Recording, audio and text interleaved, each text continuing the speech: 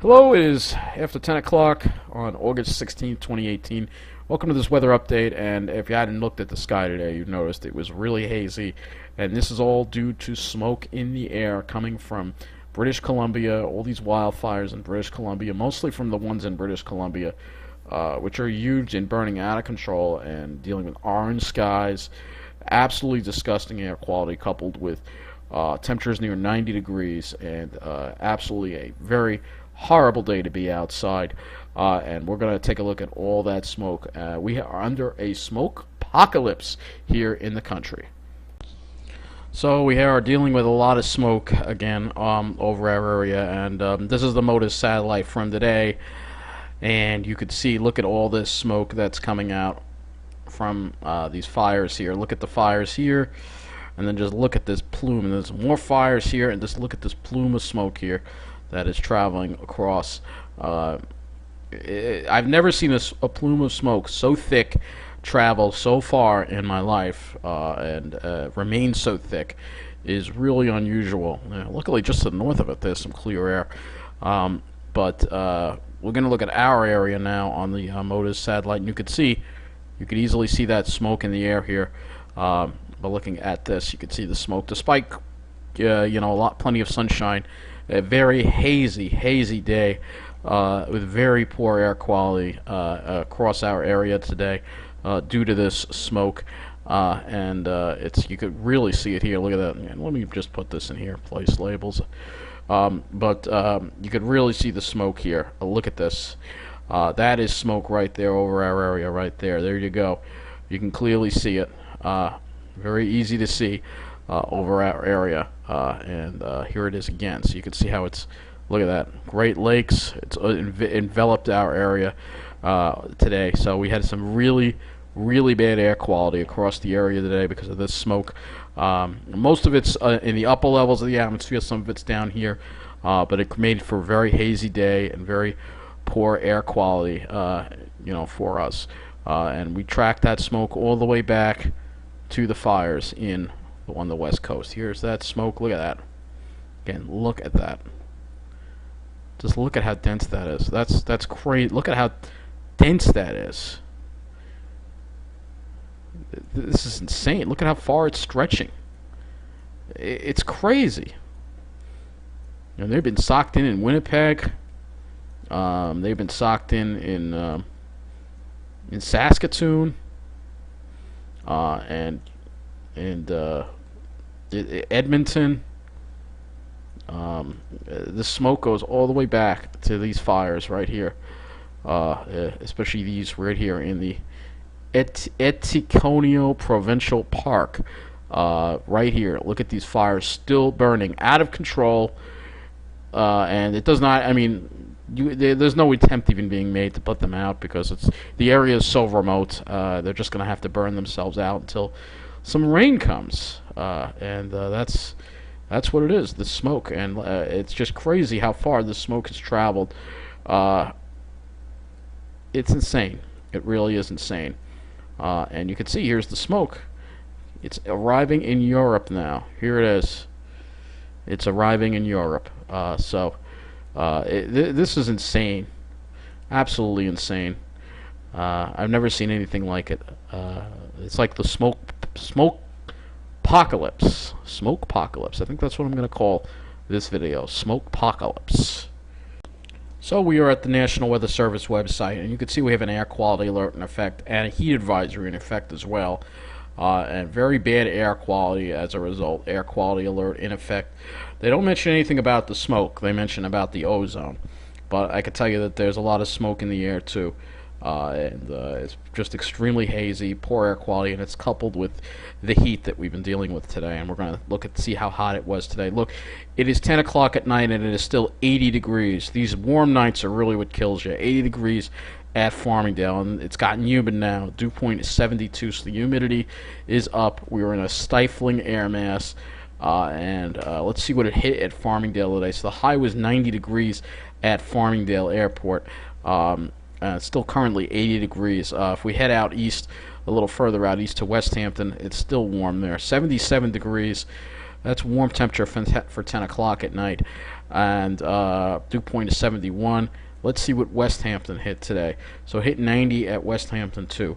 Everybody hit 90 because we've had westerly winds all day, and we've been dying with these westerly winds. The sea breeze has been very limited just to the south shore, and nowhere else really.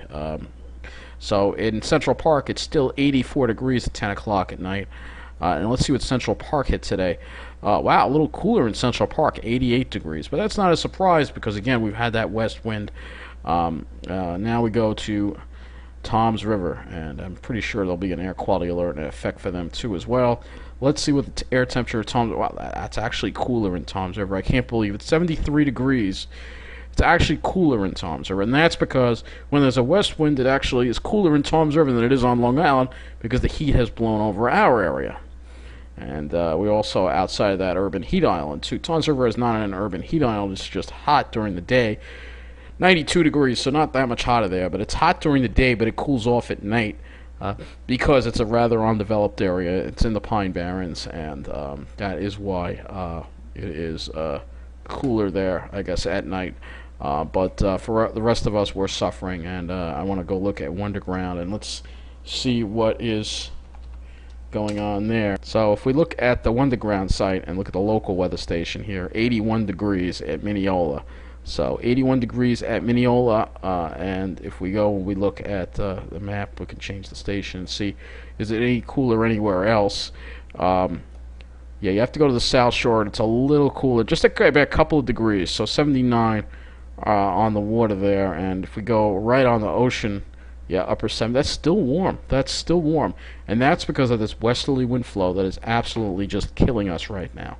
Let's look at Ventus Sky, and you can see that westerly wind. It's becoming a little more southwesterly, but you can see the wind direction is from New Jersey, literally from the hot box in Toms River, right over us.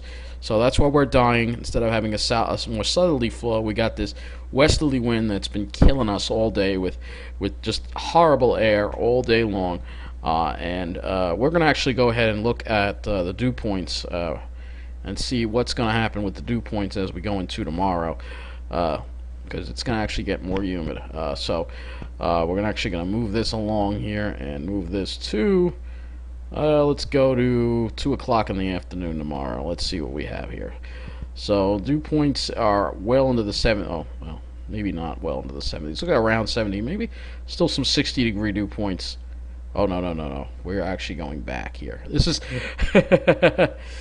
This is actually going back. We're going back into today. So this was what it looked like this afternoon. You could see that westerly flow just killing us.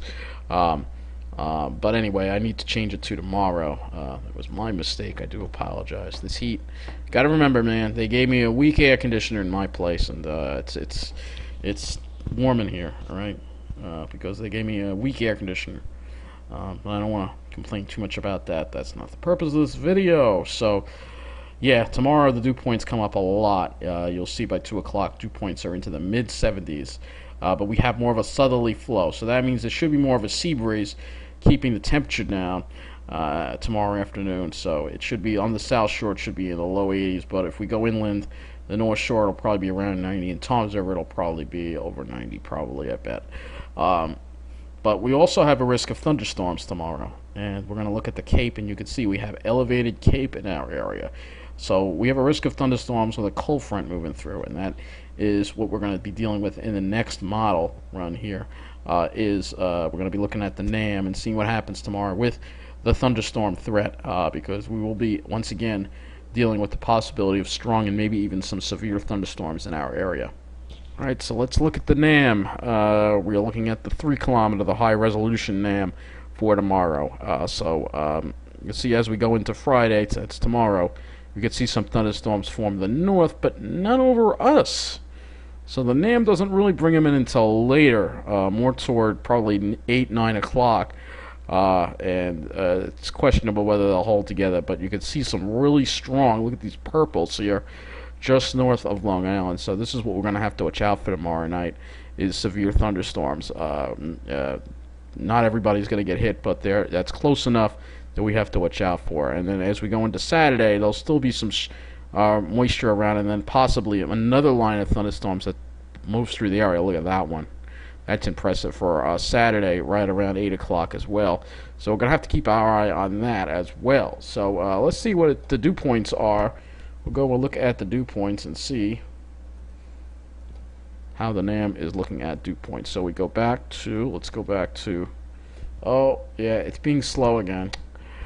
All right, well, we're going to have to just, we have some data, so we're just going to have to bear with it. All right, so you can see the high dew points tomorrow, dew points in the well into the mid 70s. I just wanted to show the drier air that's trying to make an inroads from the north. So the wind shift to the northeast and the east on Saturday. So it'll bring down the temperatures a lot, not necessarily the dew points, but you see that drier air getting closer. So that is going to be some relief as we go into Sunday. I have to look at a longer range model for that. I just want to go and look at the high temperatures to show you the temperatures on Saturday. And you can see it should be cooler. Yeah, it should be cooler in the 80s, no 90s, probably mid 80s. And then you can see, look at that cooler air coming right. Look at that. That's that line of thunderstorms right there.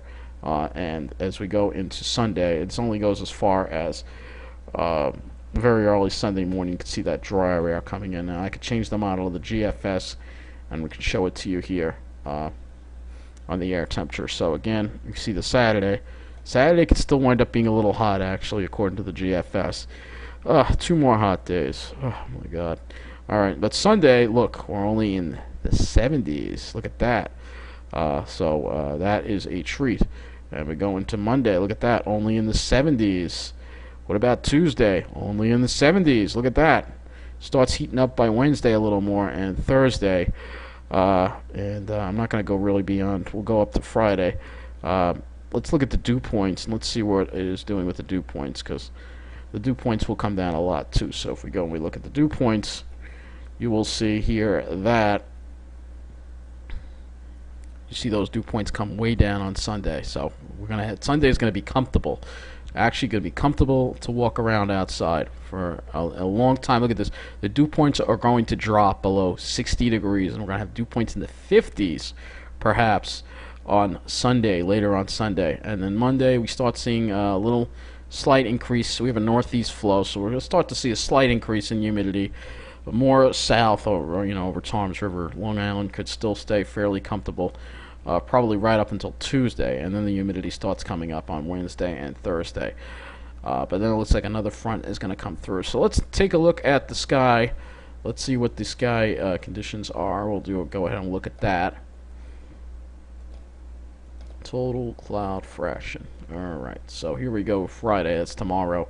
This doesn't show the smoke, but it will show the clouds. And there's that front that's coming through. So that front is going to try to make it through, and we don't know if we're going to actually get any clear skies. We probably won't, but at least it'll be more comfortable, and that will mean better. And then it looks like maybe we can get that front through, but see what happens. It looks like it tries to stall out. That's way in the future. That's a week away from now. It's hard to say what's going to happen with that, but you can see that ridge is trying to stall the front out, and so I don't know if we're going to get any clear skies. But again, even if we do, we may be dealing with that smoke. So that I cannot, we can actually maybe look at a model and see if we can track that smoke on a model. That'll be the last part of this weather update. Okay, so let's go ahead here and look at what's going to happen with the smoke. I'm at earthnullschool.net, and we're going to actually see if we can, I think this is, we're going to do 1 day in advance. Let's see if we can. Yep. So this is tomorrow now at this time. So tomorrow around 10 o'clock, you can see we're still dealing with the smoke, and look at all that smoke here. Literally, it's covering the whole country. Literally, the best air quality probably in Florida, maybe in the Southwest, but most of the country is dealing with this smoke. If you want to, otherwise you'd have to go up north into northern Canada to get away from this. Let's go and let's take a look at Saturday. I don't know how far this in advance this is going to go, but we'll see. All right, here's Saturday, and you can see we're still dealing with it. Again, any shading here indicates smoke. Reds are really heavy smoke. You can see it's where the fires are. let's go ahead and all right. So this is Saturday now. Let's see if we can go any further. Let's go to Sunday. You can see we're still dealing with the smoke on Sunday. You still see it in our area, so we're still dealing with this bad air quality. And let's see if we can go. I don't know if we're going to keep going as far as I can go. Look, Monday, we're still dealing with it. All right, we're still dealing with it. Let's go Tuesday. All right, that's as far as we can go. So we can go up to Monday. That's about it. So we're going to be dealing with the smoke for quite a while, unfortunately.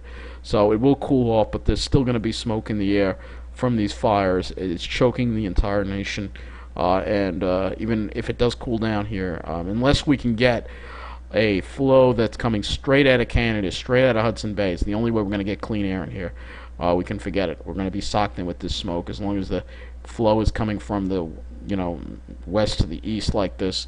And even with the ridge gone, in fact, there's only two ways we can get clean air. If we get clean air from north from Canada, straight north, we need it coming straight out of eastern Canada, or we need that ridge and getting that deep tropical flow right from the Caribbean. Those are the only way we're going to get clean air.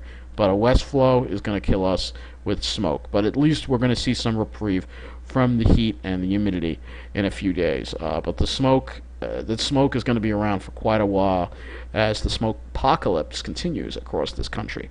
Thank you for watching. Take care.